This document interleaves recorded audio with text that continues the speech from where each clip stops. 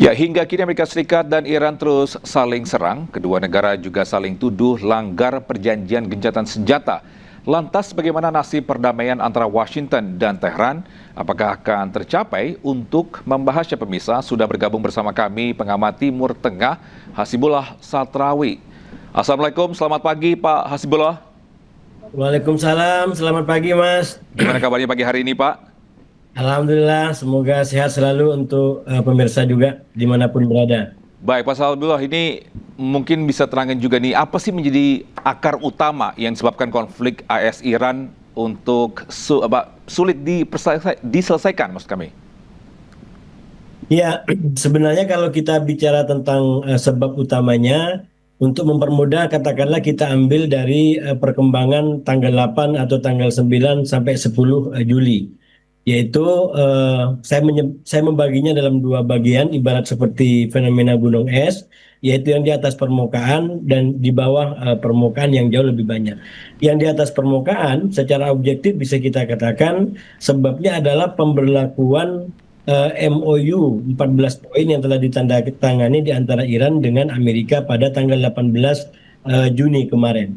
Terutama pada pasal 5 tentang komitmen Iran atau tanggung jawab Iran untuk memastikan Selat Hormuz dibuka. Jangan lupa bahwa Selat Hormuz itu ditutup oleh Iran semenjak Amerika dengan Israel menyerang Iran pada tanggal 28 Februari, dan kemudian per tanggal 13 April Amerika juga memberlakukan blokade terhadap perairan-perairan Iran. Nah, konteks daripada MOU 18 Juni itu membuka semua blokade ini, dan karena itu pasal 5 itu diberikan tanggung jawab kepada Iran untuk membuka blokade dan menormalisir Selat Hormuz. Itu secara tekstual. Nah, tapi persoalannya ketika ini diimplementasikan, maka menimbulkan perbedaan dan peperangan. Kenapa? Karena berdasarkan pasal itu, Iran menganggap dirinya berhak untuk mengontrol, menentukan termasuk jalur-jalur di Hormuz mana yang aman dan mana yang tidak aman. Persoalannya, Hormuz paling tidak memiliki dua sisi, yaitu sisi utara yang berpantai dengan Iran dan sisi selatan yang berpantai kepada Oman. Nah, tentu saja secara teritori dan kedaulatan, kalau itu yang di sisi utara itu wilayahnya Iran, sesuai dengan katakanlah hukum internasional, sesuai dengan undang-undang pelayaran. Tapi yang menjadi persoalan adalah sisi yang berbatasan dengan Oman, di mana itu secara teritori menjadi bagian dari Oman dan mestinya Oman memiliki independensi dan kewenangan untuk menentukan keputusannya yang dianggap benar.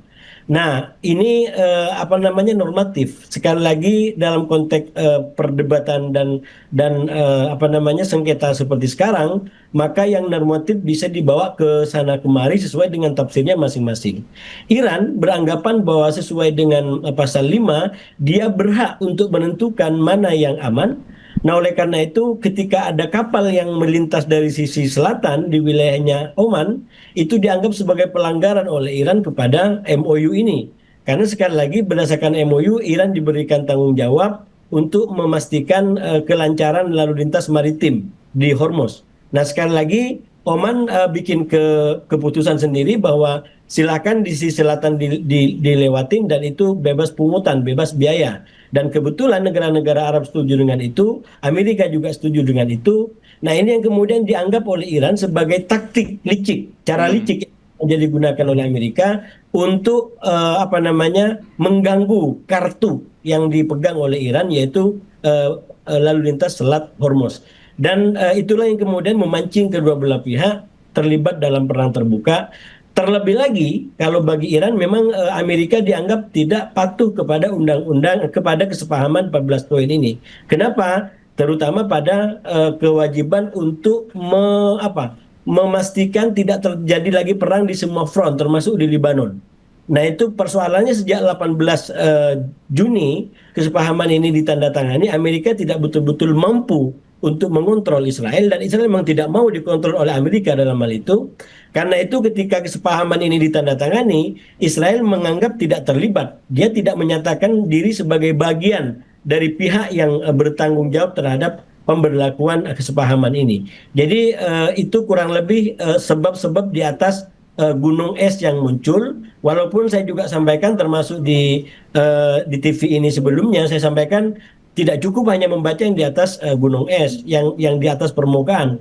Justru yang lebih banyak dan yang menentukan adalah faktor-faktor di dalam permukaan, yaitu soal yang kita sebut sebagai tidak adanya saling percaya di antara Amerika dengan Iran, soal kemudian dendam yang begitu membara, terutama di Iran yang sangat tercermin dari pemakaman Ayatullah Ali Khamenei pada tanggal 9 Juli kemarin, dan juga menurut saya di kedua belah pihak adanya kelompok-kelompok pro perang yang sama-sama tidak ingin perdamaian, dan inilah kemudian yang menurut saya menjadi sebab daripada perang, saya sebut sebagai perang bab 2 Mas sekarang ini.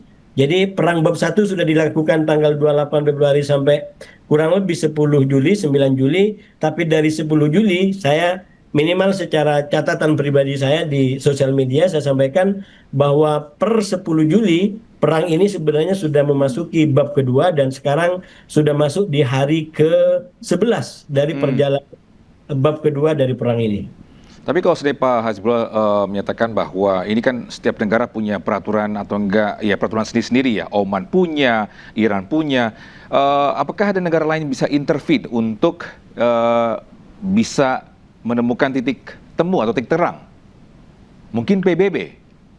Ya, sebenarnya kalau kita bicara secara realistis, menurut saya memang mestinya Amerika tidak memaksakan diri untuk kemudian menjadi bagian dari katakanlah penyelesaian masalah di dalam persoalan ini, karena Amerika sudah tidak punya legitimasi, tidak punya kredibilitas untuk kemudian menjadi pemecah masalah. Mengingat Amerika yang memulai perang ini dan perang itu dilakukan tanpa memerhatikan rambu-rambu dan hukum internasional.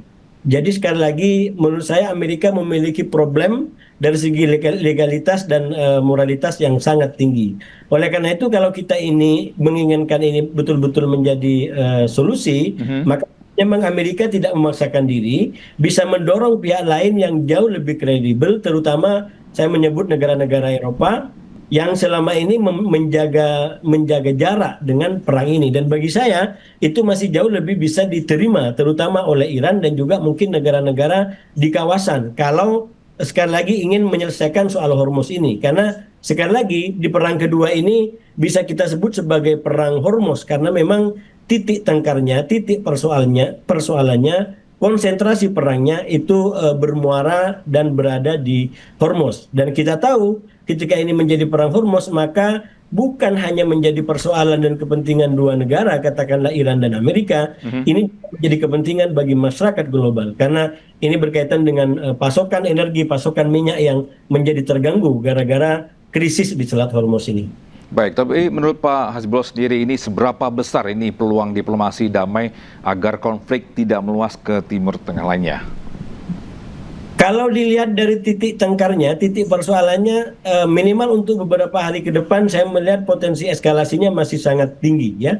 Malah sesuai dengan konten pengantar tadi, justru ini sudah mulai merambah ke wilayah lain terutama di Bab Mandeb yang itu kemudian melibatkan katakanlah aktor lain dan dalam varian konflik yang berbeda, yaitu Arab Saudi dengan Houthi yang memang sejak dari 2014 sudah terlibat dalam perang besar-besaran hingga tahun 2022 di mana gencatan senjata dilakukan, dan saat itu faktornya juga adalah Presiden Trump gitu. Karena ketika Presiden Trump berakhir dan diganti dengan Presiden Joe Biden, maka kemudian ada kebijakan dari politik luar negeri Amerika, salah satunya terkait dengan Houthi. Houthi yang awalnya disebut sebagai teroris di eranya Presiden Trump yang pertama, ketika kemudian diganti dengan Joe Biden itu sempat dipulihkan namanya dan tidak disebut atau dicantumkan lagi sebagai kelompok teroris. Hingga akhirnya Presiden Trump kembali berkuasa, dan kalau kemudian sekarang menjadi kembangan konflik atau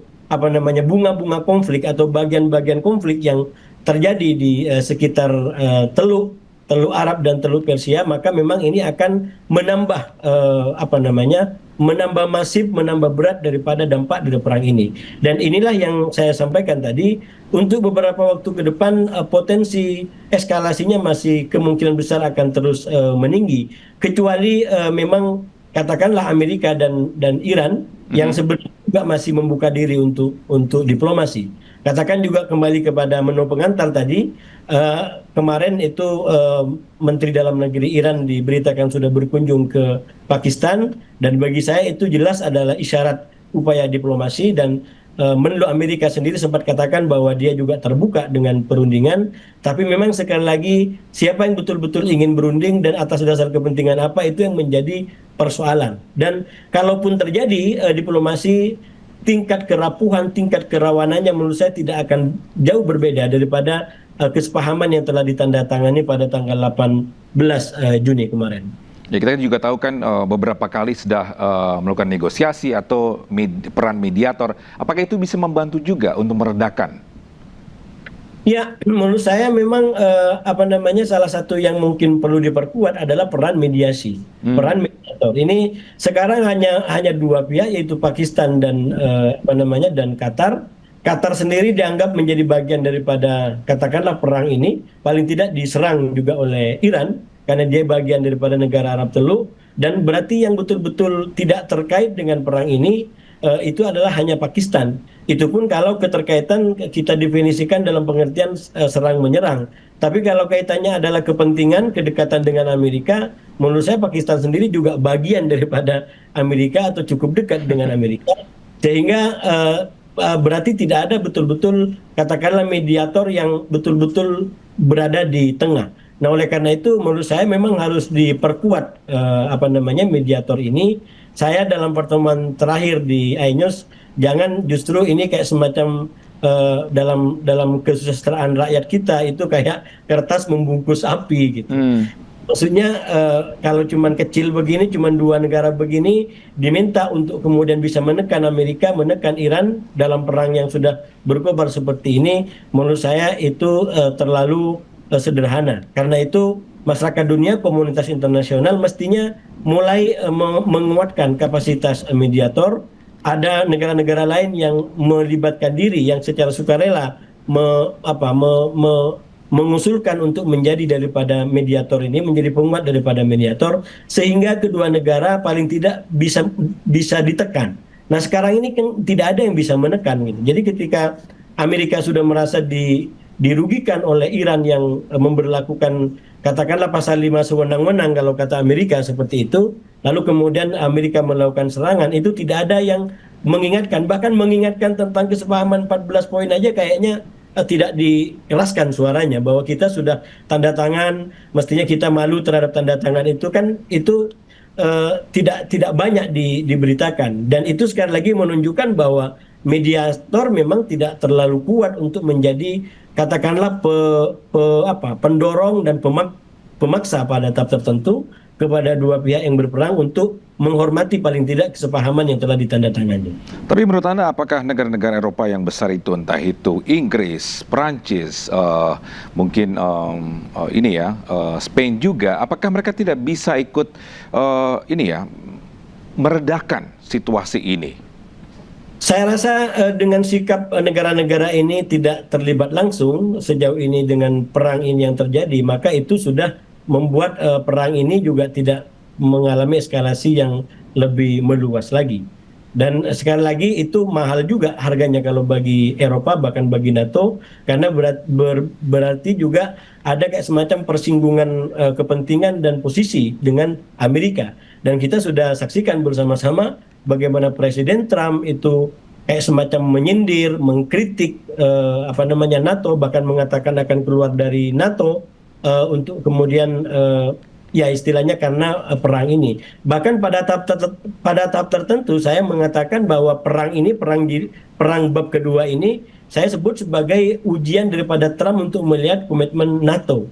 Kenapa? Karena keputusan perang ini itu diambil ketika Trump berada dalam KTT NATO di Turki tanggal 8 Juli kemarin, di mana di situ dikatakan bahwa NATO itu memahami dan mendukung kurang lebih sikap daripada Amerika untuk menormalkan kembali Selat Hormuz. Dan beberapa jam atau bahkan hari kemudian Trump mengumumkan bahwa gencatan senjata dengan Iran berakhir, walaupun memang ada katakanlah ada fakta faktual, ada fakta empiris yang terjadi, yaitu bahwa Iran menyerang kapal tadi yang melintas di sisi selatan karena dianggap tidak koordinasi dengan Iran. Nah, itu lalu kemudian dijadikan sebagai dalih oleh Amerika untuk menyerang Iran karena dianggap mengganggu pelayaran, bahkan eskalasinya cepat sekali sehingga Trump mengatakan bahwa gencatan senjata dengan Iran berakhir, dan itulah awal daripada serangan yang bertubi-tubi sampai sekarang. Walaupun Mas, sekali lagi kalau kita bandingkan dengan perang di bab 1, ini masih terbatas, dan saya yakin keterbatasan ini adalah taktik sekaligus kalkulasi oleh Iran, Amerika, dan para pihak semua gitu. Misalkan selalu ada pertanyaan, kenapa sampai sekarang Israel tidak diserang oleh Iran? Ini dalam perang bab 2 ini ya, itu kan tidak ada yang sejauh saya ikutin satu peluru pun yang menyasar ke Tel Aviv, ke Israel. Dan sebaliknya, tidak ada serangan yang secara terbuka diakui oleh Israel kepada wilayah Iran. Padahal dia sudah menggebu-gebu dari awal agar Amerika kembali perang dan menuntaskan misi yang belum selesai di Iran. Sekarang sudah betul-betul perang terbuka, tapi serangan di antara Iran dengan Israel itu tidak terjadi. Begitu juga, misalkan ada pertanyaan banyak di Timur Tengah itu, kenapa Iran lebih memilih negara-negara Arab Teluk daripada misalkan menyerang langsung kapal-kapal Amerika yang ada di Laut Arab misalkan, yang menjadi pangkalan daripada markas daripada serangan dia yang dilakukan ke Iran. Saya rasa semua itu adalah karena tidak terlepas daripada taktik sekaligus kalkulasi. Di satu sisi mereka ingin menunjukkan bahwa mereka tidak lemah dan masih punya kemampuan, tapi di sisi lain baik Iran maupun Amerika sama-sama menjaga untuk tidak kemudian membuat perang ini menjadi tidak terkontrol, menjadi perang total istilahnya, dan dampaknya bisa jauh lebih besar lagi, termasuk keterlibatan pihak-pihak lain, termasuk mungkin negara-negara di luar Amerika dan Israel. Baik, Pak Hasibullah, ini kita juga tahu bahwa Yaman ini memberlakukan blokade penuh ini terhadap Arab Saudi. Ini bagaimana dampaknya bagi dunia nantinya? Ya, tentu kalau Houthi ya, kita sebut Houthi aja kalau Yaman, karena memang Yaman itu nama negara dan sekarang banyak sekali otoritas yang berkuasa, minimal 3. Jadi kita sebutkan Houthi saja. Katakan Houthi sudah mulai membatasi Selat Bab Mandeb. Nah, ini kalau betul-betul nanti diimplementasikan, apalagi secara total, maka ini adalah alamat buruk bagi perekonomian dunia. Dan sekali lagi, perang Selat Hormuz dan Selat Bab Mandeb ini dampaknya bukan hanya kepada mereka yang berperang, tapi justru kepada masyarakat dunia yang sangat membutuhkan energi dan minyak. Nah, oleh karena itu mestinya dari sisi itu menurut saya masyarakat dunia tidak cukup hanya menjadi penonton. Kita harus peduli, kita harus ambil bagian bahwa cara-cara perang seperti ini tidak bisa dibenarkan. Saya memberikan kritik tidak hanya kepada Amerika tapi juga kepada Iran kalau ini berkaitan dengan Selat Hormuz. Kenapa? Karena efek dari perang ini justru berdampak kepada mereka yang tidak terlibat dalam perang ini. Dan secara normatif bisa kita sebutkan ini adalah justru semacam ketidakadilan yang dibalas dengan ketidakadilan yang sama. Dan sekali lagi itu tidak pernah benar dalam konteks ajaran-ajaran normatif yang kita sampaikan kepada masyarakat, kepada anak-anak. Jadi penting bagi kita untuk bagaimana ambil bagian agar krisis ini justru tidak semakin berdampak kepada masyarakat internasional.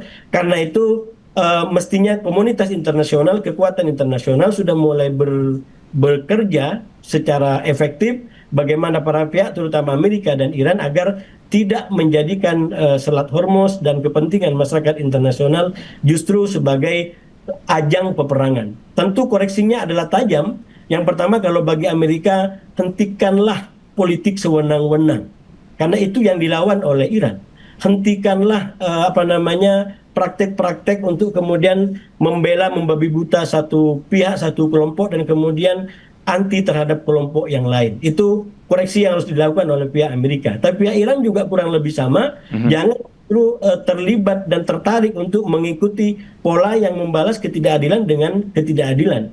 Kalau sekarang Iran juga memblokade Hormuz, itu apa bedanya dengan katakanlah yang selama ini kita kritik dari Amerika yang semena-mena di dalam menggunakan katakanlah kepentingan masyarakat umum Jadi sekali lagi ini sama-sama tidak bisa kita benarkan. Karena itu masyarakat dunia harus bersuara bahwa ini sudah tidak bisa dibenarkan sesuai dengan norma-norma yang diikuti dalam kehidupan global. Begitu, Mas. Baik, terima kasih Bapak Hasbullah Satrawi selaku pengamat Timur Tengah atas insight-nya dan juga atas waktunya. Dan salam sehat Pak Hasbullah. Terima kasih. Baik, Bisa Breaking News akan kembali saat lagi. Tetaplah bersama kami.